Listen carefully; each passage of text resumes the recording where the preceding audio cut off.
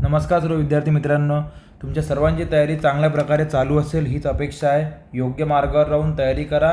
Success काही जास्त दूर नसते. बघा, हा प्रश्न आला आहे की declination towards the east is called as. तर जर तुम्ही मी जे क्लासमध्ये शिकवत आहे, हा जो व्हिडिओ तुमच्या समोर आहे, जर तुम्ही पाहत आहे बघा, खालून सेकंड नंबरचा पॉईंट आहे की when magnetic north is to the right of true north then it is called as a positive, म्हणजे ईस्ट डिक्लिनेशन.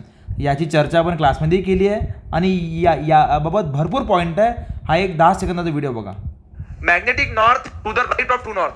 हे मॅग्नेटिक नॉर्थ आहे, हे ट्रू नॉर्थ आहे, हा राईट आहे. तर बेटा मॅग्नेटिक नॉर्थ बेटा to the right of true north madam म्हणजे कोणतं डिक्लेशन? East declination. ईस्ट डिक्लेशनला आपण काय घेतो? पॉझिटिव्ह. सगळे पॉईंट कव्हर झाले. पहिल्या दोन तर डेफिनेशनच आहे बेटा. पाहिलं बेटा, म्हणजे प्रत्येक गोष्ट होते कवर. फक्त पेशन्स ठेवून तुम्हाला स्टडी करावं लागते. म्हणजे आपण याच्या संबंधित प्रत्येक पॉईंट घेतलं की मग ते क्वाड्रंट बिरिंग होलसारखी लिंक काही राव. Thank you very much.